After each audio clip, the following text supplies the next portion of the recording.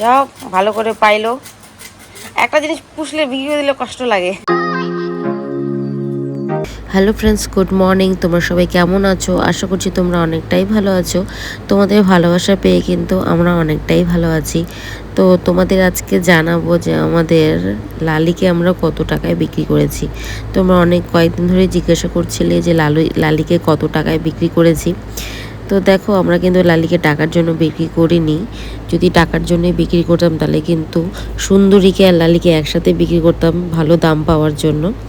তো তোমাদেরকে তো বলেইছি যেহেতু আমার শ্বশুর শাশুড়ি অসুস্থ আর বড়োরও সময় হয় না, আর সংসারে আমি একা কাজ কতক্ষণে করব, কত দিকে আবার ধ্যান দিব, সেই জন্য আরও বিশেষ করে বিক্রি করা।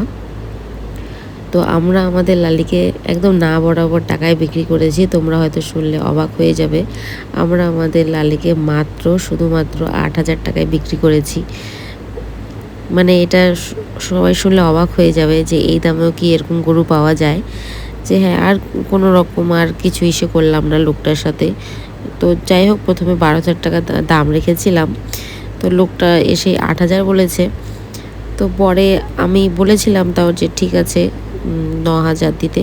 তো তারা, আমার শ্বশুর শাশুড়ি আর কিছু বললো না, বললো যে না থাক, গরুটা দিয়ে দিই, গরুটা ভালো থাকবে, এখানে অনেক অসুবিধা হয়ে যাচ্ছে, টাকার থেকেও বড় ব্যাপার, এরকম ব্যাপার। তো আমি তাও একটু দামটা রেখেছিলাম, তো দিয়েই দিব যখন, তাই ভাবছিলাম। তো বললো না থাক, আমার শ্বশুর শাশুড়ি বললো থাক, যা দিচ্ছে তাই রেখে দাও, দিয়ে দিই।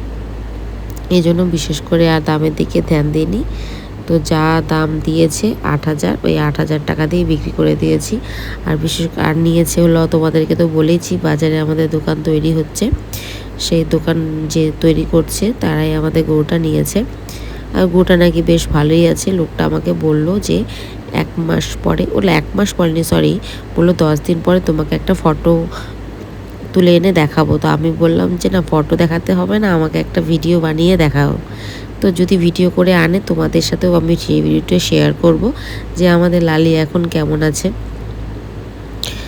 আর তো দোকানটা যে হচ্ছে বাজারে, আমাদের দোকানটা কিন্তু এখন অনেকটাই তৈরি হয়ে গেছে, প্লাস্টারও হয়ে গেছে, উপর টিন লাগানো হয়ে গেছে। আর এখন কিন্তু রং হচ্ছে, রং হয়ে শাটার লাগবে, তারপর তোমাদের সাথে শেয়ার করব আমাদের দোকানটা কত সুন্দর হলো। তো এখন কিন্তু আস্তে আস্তে আমাদের লালিকে বিক্রি করার পর কয়েকদিন কিন্তু সুন্দরী খুব চিল্লাচিল্লি করেছে। এখন সুন্দরীও খুব একটা চিল্লাচিল্লি করে না, কিন্তু তাও থেকে থেকে ওর মার কথা মনে পড়ে। বাচ্চা তো থেকে থেকে মা মা করে ডাকে, কিন্তু অত আগেকার মতো না, এখন চিল্লাচিল্লি করে না। লালির কথা বলতে পারবো না, কারণ যেহেতু ওকে আর ওখানে গিয়ে আর দেখিনি। তো যদি আমি স্ত্রীর সাথে দেখা হয় তাহলে জিজ্ঞাসা করবো যে ও বাচ্চার জন্য চিল্লাচিল্লি করেছে কিনা। তো দেখো, এটা হলো আমাদের লালের শেষ ভিডিও, মানে আমাদের বাড়িতে থাকার লাস্ট। মানে ও যাচ্ছিল না ওই সাইডটা, আমি ধাক্কা দিয়ে ওকে পাঠালাম। সত্যি খুব খারাপ লাগে না, জিনিসপত্র খুব কষ্ট বিক্রি করে দিলে পারে। তো যাই হোক, তো চলো বন্ধুরা, টাটা।